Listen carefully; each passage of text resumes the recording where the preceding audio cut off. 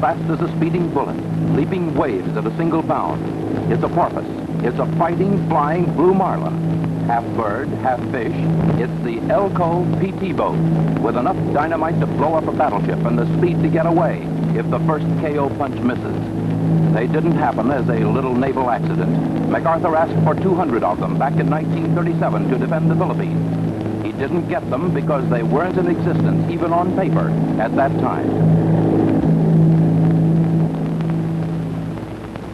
But when in '39, Henry R. Sutphen, Executive Vice President of Elco, was approached by Secretary of the Navy Charles Edison, he went to work. He remembered several hundred motor launches built by Elco for World War I. This was another day. They'd have to be new and better, the best.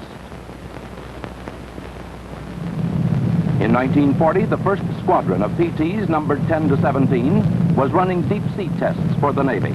Between Cuba and Florida, they hit the tail end of a hurricane, took a beating, and stood up. Not one of these 70-footers was lost. The Navy asked for more of these seaworthy midget sluggers, and the British wanted some too. The need for heavier armament brought out our 77-foot PT, and this was the first to see action in the Pacific. One man, Irwin Chase, managing constructor of Elco, was the clearinghouse for all new ideas. For 40 years, a designer of small boats, both wars found him immersed in his specialty. The additional burden of combat specifications he took in stride. But before an idea can be embodied, it must have shape on paper, dimensions in minute fractions of an inch, proportions from every angle and description of material. Every single part must fit. The drafting room workers spent thousands of man-hours on blueprints of everything from an 80-foot keel to a quart-inch washer. They had the answers before a saw touched wood or a lathe turned metal. When the ideas had boiled down to a unit, this 80-footer was the PT giant killer that went to Guadalcanal, the Aleutians, Panama, Africa, Sicily, and the Channel ports. There were hundreds and hundreds more of them. How did they all get built? We know the men who fought in them: Bulkley, Kelly, Cox, the Expendables. But who made them? Where did they come from? Over the Bayonne, New Jersey plant of the Electric Boat Company, Elco, the E flag presented by the United States government for excellence in war production has never been absent. 6 times it has been given for ever-increasing efficiency. The people come to work. Coveralls are supplied by the company and company washed whenever soiled. No work-stained wretches leave the plant at the end of a shift at Elco. They can go straight to a movie if they've a mind. There are 19 buildings comprising the Elco plant, big ones housing several departments and smaller ones containing a single operation. Some are as new as this war. Others antedate the First World War. Concrete roadways provide passage for heavy material on boats and wheels.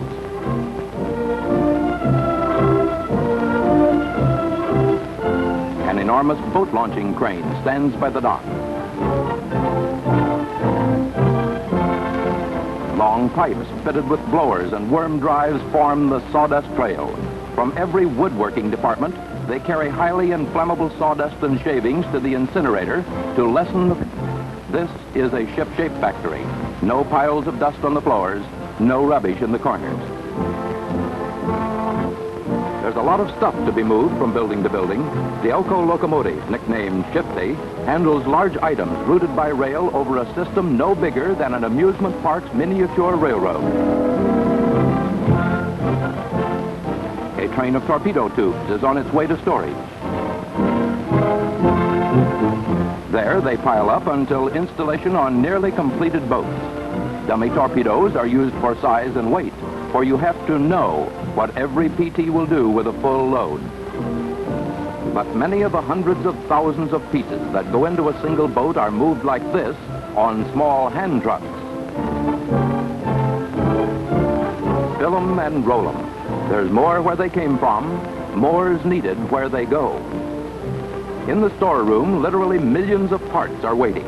Aluminum bronze propellers are taken in 3 to a boat. Every part must be inspected for the perfection demanded by the utmost in dependability. Exhaust pipes are racked, waiting for installation. Bronze struts to hold propeller shafts.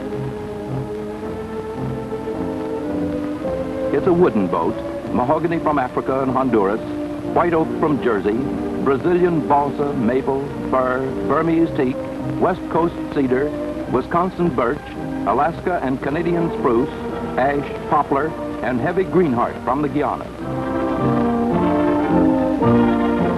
A machine sizes and paints the strips of mahogany in a single operation. And the hand of the woodworking craftsman puts them to work.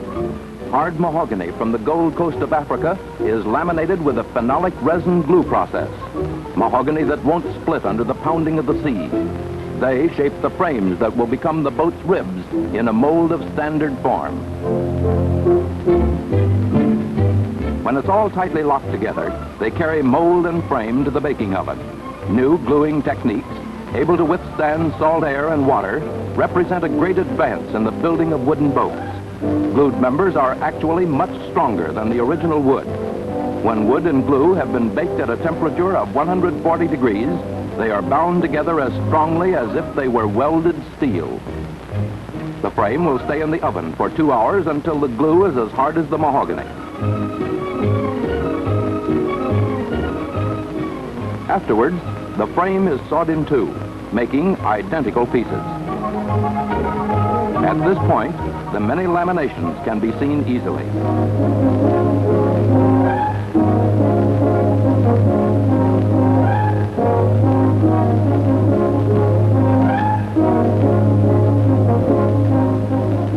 Planing rollers smooth the surfaces and bring the width down to the precise specification.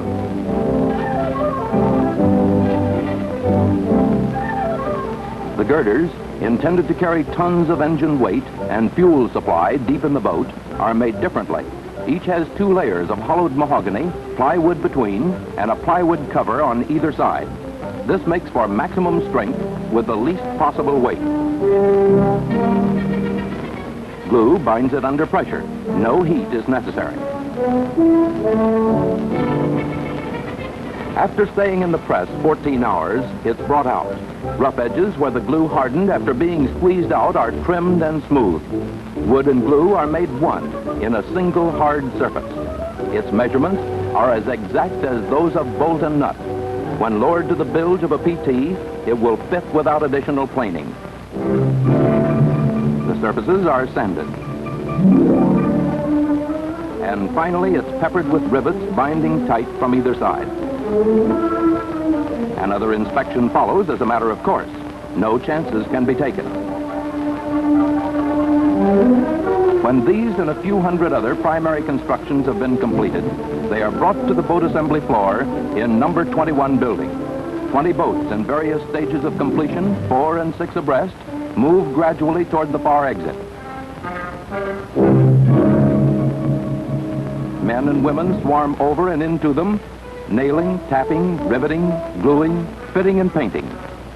Carefully efficient methods and an infinite number of special skills carry the work forward.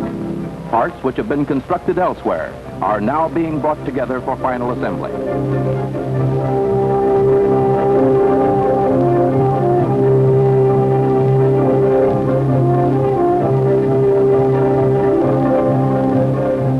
A screeve board is used in the fabrication of frames. Each form fits into its assigned place. When bolted together on the board, they are in the perfect alignment established for each particular frame. A completed PT takes 62 of them, each slightly differing from all others. With the frames assembled, all present and accounted for, the birth of another PT can be started. They are so light, despite their great lateral strength, that they can be handled by a couple of men.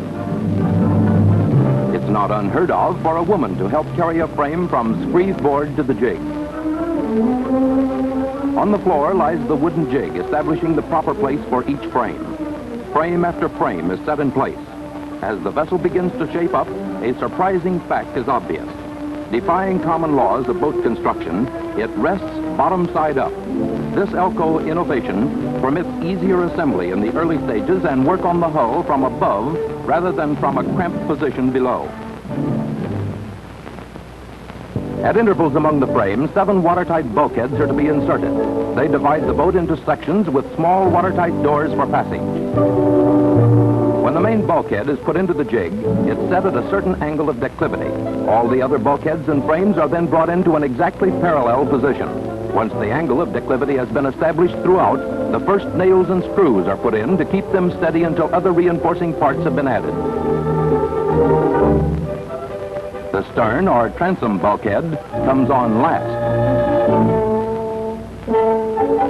The steam box is used to prepare wood for bending. Where the bottom meets the side, long, heavy pieces of white oak run the length of the boat. These are called chines. While still hot, moist and limber, they are put into a mold corresponding to the shape of the boat at any given point. Later, cooled out and dry, they retain the shape the mold has given them, but are still somewhat pliable. Here, as elsewhere in a wooden PT, there is a tough resilience not found in more rigid steel-hulled vessels. The backbone of any ship is the keel. In a PT, it's a massive molded 80 feet of bolted Sitka spruce. 2 expert Scandinavian artists with the adze hew all the keels to a pencil-line accuracy. 30 years on the job have given them the confidence and incredible skill necessary for this kind of work. One bad stroke could ruin the labor of days, but they never miss. Finished, the surface is as smooth as plane and sandpaper could achieve. At the bow, the keel is sharp as a knife edge.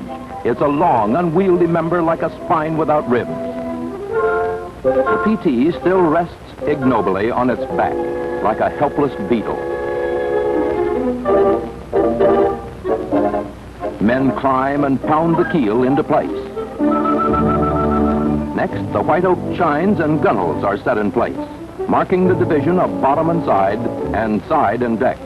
They are the boat's wide, flaring shoulders.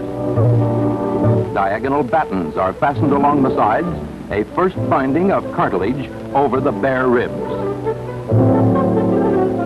Inner planking crosses the battens on the other diagonal. The boat takes form as you watch. A heavy coating of glue is spread all over this planking. Then they stretch and tack on it yards and yards of the finest airplane cloth. Glue and cloth are bound together by ironing.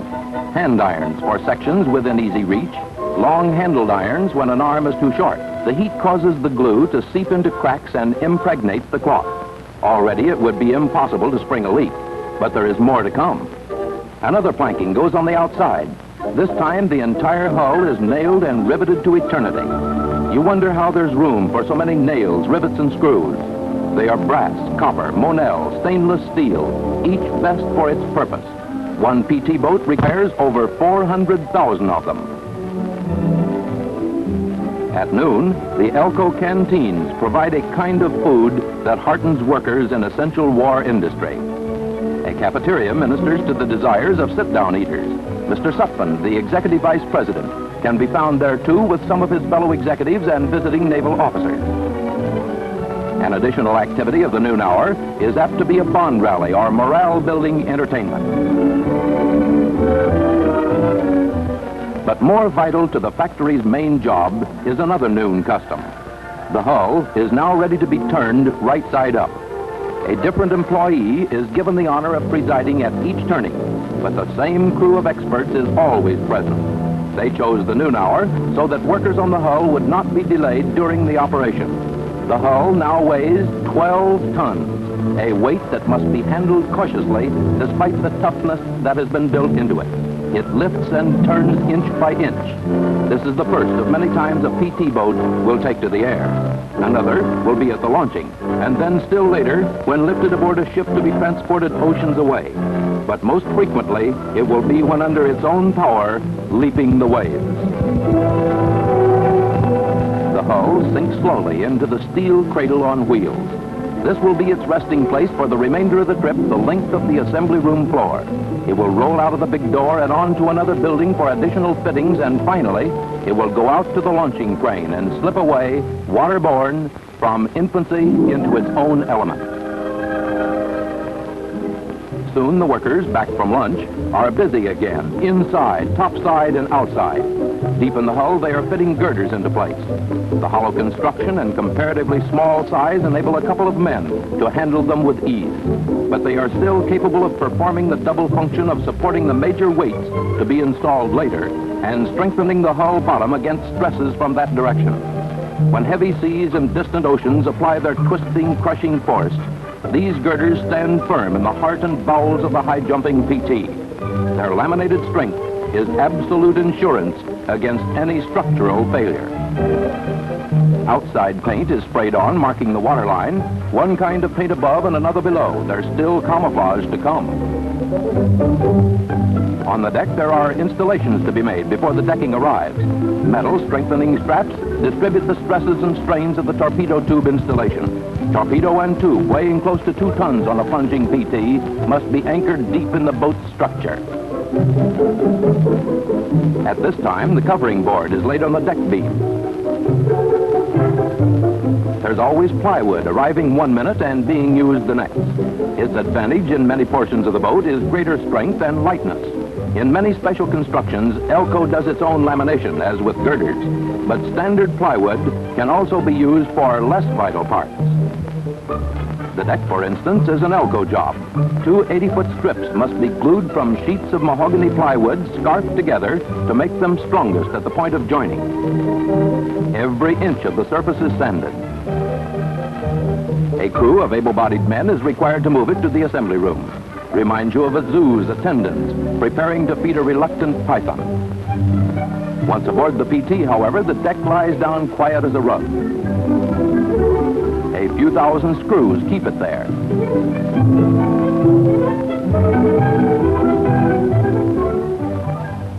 The joiner shop, another of the many woodworking sections of the plant, sees the construction of major sub-assemblies. Most of the superstructure of the boat comes out of this shop ready for its final fitting.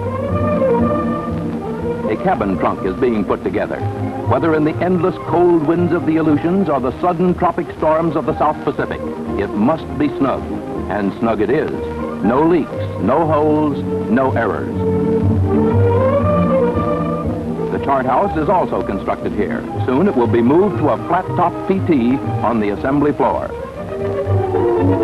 The sheets of veneer around a machine gun turret are protection against wind and wave. Bullets are another question, but they have to catch you first. A PT is as hard to hit as its fast-moving wooden sister of the air, a mosquito bomber. The installation of turrets and deck houses is delicate work.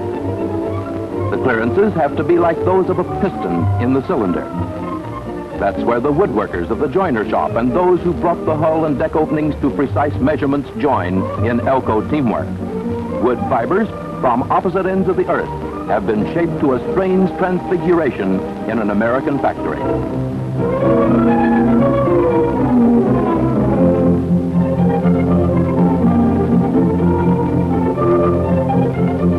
Elco does not pretend to be a steel mill or an iron foundry, but many of the purposeful alterations of unshaped material take place in our metal shop. We bend the sheets of metal, we hammer them into place. There's grinding to be done and pipes must be bent. 100 routine changes are made for the special uses of this intricately fitted boat.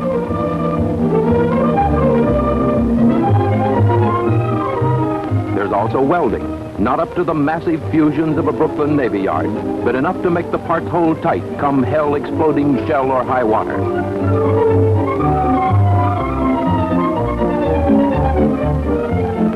And a girl welder with her dark glasses and blue flame is doing what used to be a man's job.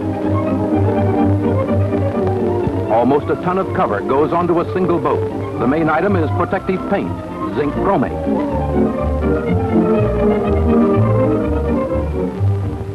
At one side of the vast million-dollar war-constructed assembly room is the machine shop. Here, rough castings are ground, machined, polished, threaded and shaped to precision measurement.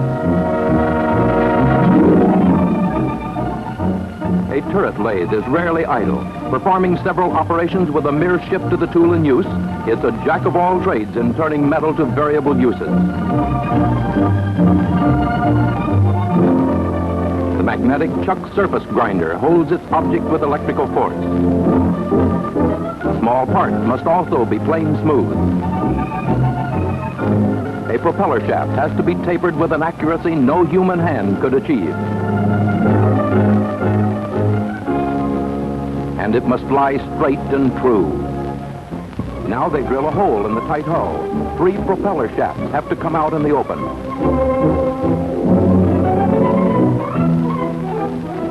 And struts must be attached to keep the whirling shafts secure as they whip up a monstrous weight that will spring together, dash high, and boil away behind.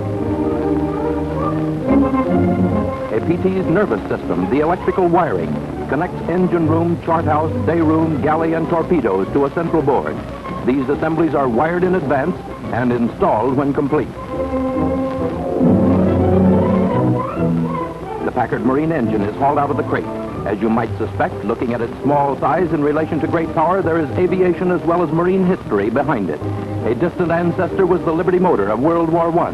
More recent forebears were power plants of the Miss America racing boats. On a basis of pound per unit of horsepower, it compares favorably with the great airplane engines currently in use. It's built for maximum power, minimum weight, and bulldog endurance, exactly like each tough fighter boat that houses 3 of them. Brought to the assembly floor on dollies, they are carefully installed in a PT engine room. There's just enough room for them to line up. The 2 on the outside have V drives, reversing the direction of crankshafts facing forward. The middle one has a direct drive to the propeller. It's a very compact engine room, but big enough for a competent engineer to make adjustments and repairs if they should ever be necessary. At full speed, the engines make a noise that discourages conversation. But engineers are less dependent on small talk than those who sing cowboy ditties on deck. And now the PT, with engine, superstructure, and deck aboard, is ready for its first run in the open, a 220 crawl on dry land. The big doors are open, and the boat is pulled outside. It's moved very slowly because there's not too much space for maneuvers. Besides, any boat on wheels is not really at home. But there will never be a better chance to fall in love with the sharp lifted bow, the long descending sweep of the chines, and the bulbous flare of the gunnels. Notice the convexity of the air and water riding bottom, and the beautifully curving lines that run from stem to stern. There's class all over her. You can see it in the outer shape. You know it's been built with infinite care. It's a proud boat and purposeful. You see it. The men who made her feel it.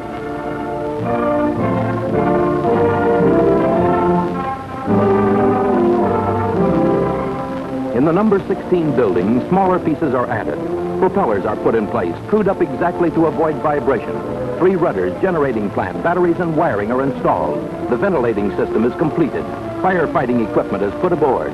Preparations for placing armament are made. And don't forget those gas tanks. Powerful engines need plenty of gasoline. The 3 big tanks of a PT are carried amidship under the day room. The fact that a PT in action rides on top of the water exposes the tanks to enemy gunfire despite their position in the bilge. This leads to another parallel with airplanes. The tanks are self-sealing, so that a bullet passing through is only another hole without a leak.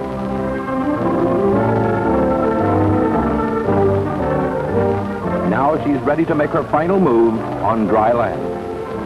As one boat comes out of the 16 building on the way to the water, another takes its place. At top production, no space can be left idle.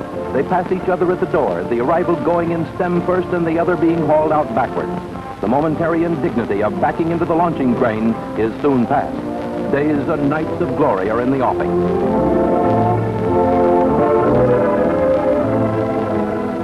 A giant dockside crane lifts the boat and its cradle into the air.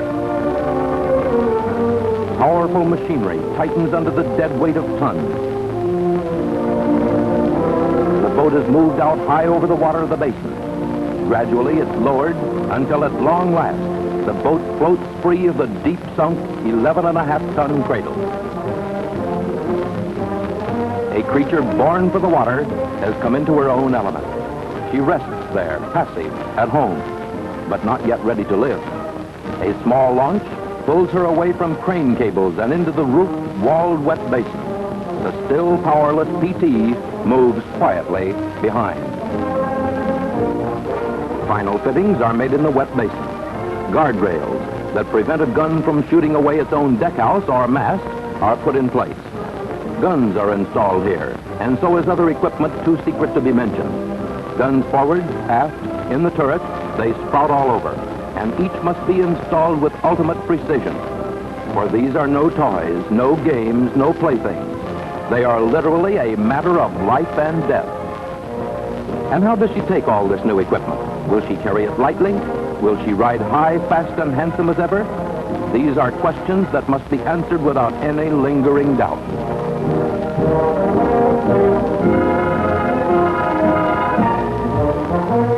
But the time has come when the engines will sound alive, alternately muttering and roaring their response to a throttle shoved forward with the heel of a hand. The first trial is to be run. They're ready to prove that she can do the main and simple things for which she has been built. She'll handle in the water, she'll run fast and run slow. But first she moves out slowly, leaving the wet basin. First, she's brought to the main basin. The engines are started up for dock trials. After an hour, they're ready. Instruments in triplicate show they're delivering. The engineer throws his levers, meshing power to the propellers. And the shaft turns slowly. This, the builder's first trial run, is one of many. When the builder has been wholly satisfied, the Navy will take charge and try it all over again. Newark Bay sees the new boats come out week after week. At first, they crawl through waterways too crowded for racing speed.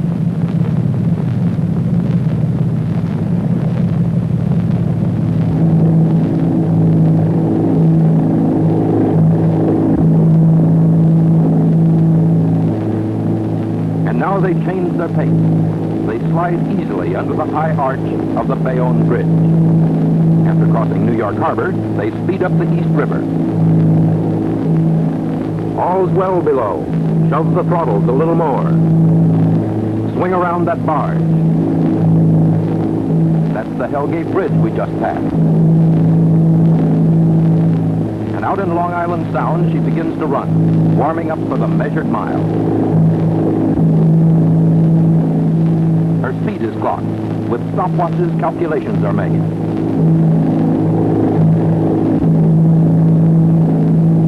And always the telltale instrument panel. Managing constructor Irwin Chase comes along to see his blueprints in action. Armament needs testing, too. Keep that airplane high. Or maybe there's a submarine astern. Those shots are only testing, but they could mean business. They call them Sea Hornets, Devil Boats, and Green Dragons. They can turn on a dime, lean into a curve, or jump the waves like a jackrabbit. Their best work is done at night, so there's not much photographic record of their world-famous exploits. These are the babies Commander Bulkley used to carry MacArthur out of the Philippines. They fought out of Tulagi, at Guadalcanal, at Sicily and Salerno, on the shores of New Guinea in the dirty weather of the Aleutians, and they helped guard the Panama Canal. They fought E-boats and were out in front of the invasion. They came back to the Philippines at Leyte. They're the little PT boats with a load of dynamite on either shoulder, and they'll tackle anything that floats. They represent the newest combat weapon produced by this war, and they have been expertly used by our Navy. The story of the PTs would be incomplete without a well-deserved tribute to the brave men who fight them. Like every man of war, the PTs were made for only one purpose: to meet the enemy and destroy him wherever he can be found, be it on or under the sea, on the land, or in the air. The PT men have done just that, from barge to battleship, submarine to airplane. The PT men have acquitted themselves with honor, reflecting the highest credit upon the United States Naval Service.